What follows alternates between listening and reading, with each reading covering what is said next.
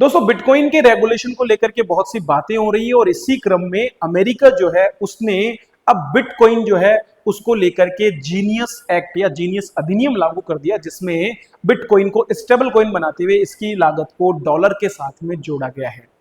इससे अब अमेरिका में बिटकॉइन रेगुलेट हो रहा है, 1:1 के रेशो में से जोड़ा गया है। आइए जानते हैं और समझते हैं कि स्टेबल कॉइन क्या होता है और किस तरह से अमेरिका इस पर नियंत्रण करेगा और भारत में इसकी वर्तमान में क्या स्थिति है।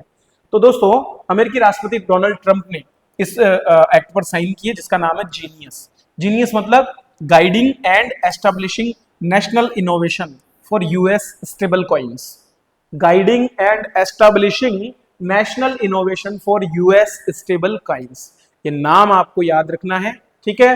क्रिप्टो करेंसी को रेगुलेट करने की जरूरत लंबे समय से महसूस की जाती रही है और हाल ही में जब ब्रिक्स देशों की बैठक हुई तब भी ये कहा गया कि ये डिजिटल करेंसी कहीं ना कहीं पूरे के पूरे आतंकवादी गिरोहों के लिए, हवाला मार्केट के लिए और जो डीप जो नेटवर्क्स हैं उनमें बहुत ज्यादा मदद कर रही है। जीनियस एक्ट जो है ये स्टेबल कॉइन्स के लिए पहला व्यापक संघीय ढांचा स्थापित करेगा जो एक प्रकार का क्रिप्टो है। इसका मूल्य अमेरिकी डॉलर के साथ 1:1 अनुपात में बनाए रखने के लिए डिजाइन किया। मतलब अब ये यहाँ पर क्या हो जाएगा, इसकी जो रेट है वो अपने आप नहीं बढ़ेगी बल्कि डॉलर की रेट के अनुरूप ये आगे पीछे होती रहेगी। स्टेबल कॉइन किसे कहते हैं, तो ये आप परिभाषा याद कर लीजिए कि एक प्रकार की क्रिप्टो करेंसी वर्चुअल होती है, डिसेंट्रलाइज होती है, ब्लॉकचेन पर बेस्ड होती है, ठीक है। मतलब एक ओपन डिस्ट्रीब्यूटेड लेजर नेटवर्क होता है जिस पर ये बेस्ड होती है, लेकिन इसमें हम क्या कर रहे हैं, इसमें हम डिजिटल ये असेट जो है इसके मूल्य को बाहरी संदर्भ असेट जैसे डॉलर या सोने से जोड़ देते हैं। मतलब डॉलर या सोने में जैसे जैसे बदलाव होगा इसमें भी बदलाव होगा, तो ऑटोमेटिकली इसकी रेट जो है ना बहुत तेजी से बढ़ने या घटने वाली फिर नहीं है। इस तरह से ये स्थिरता लाने का काम यहाँ पर करती है।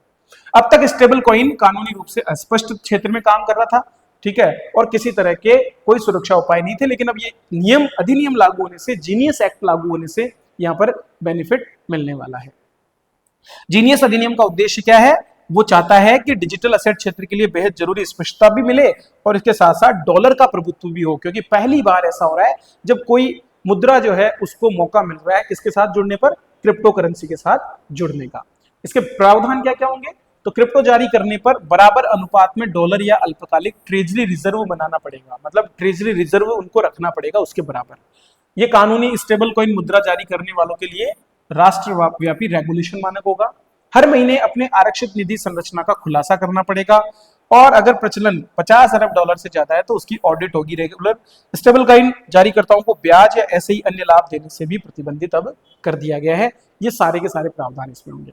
भारत की बात करें तो भारत में लंबे समय से इस मुद्दे पर बहस चल रही है कि हमारे यहाँ पर क्रिप्टो करेंसी जो है उसका क्या कुछ रहने वाला है।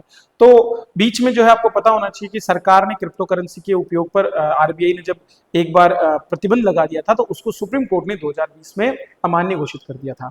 हाल ही में मई 2025 में सुप्रीम कोर्ट ने कहा कि क्रिप्टो करेंसी में व्यापार करना ट्रेड हवाला के रूप में व्यापार करने जैसा है, जो कि एक अनैतिक गतिविधि है। इसलिए सरकार को बिना देर किए इस पर कुछ न कुछ स्पष्ट नियामक गतिविधि को लागू करना चाहिए, नीति बनानी चाहिए ताकि लोगों में स्पष्टता बनी रहे और जोखिम को कम किया जा सके और जो इंटरनल और एक्सटर्नल थ्रेट्स इसकी वजह से हो सकते हैं उन पर भी रोक लगाई जा सके।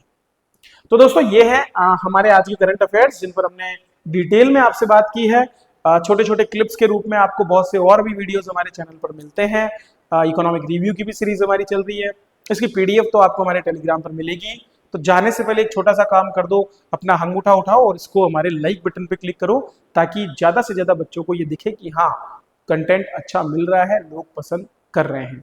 कमेंट्स करके आप मुझे बताओ कि सर मुझे आपका कंटेंट इस तरह से अच्छा लगा, आज के कंटेंट में सबसे बेहतर खबर कौन सी लगी आपको, वो भी आप कमेंट करके बताइए। इतनी सी एक्सरसाइज आप कर सकते हैं तो आप रिकॉल भी कर पाएंगे, उससे ये भी आपके लिए बेनिफिशियल होगा।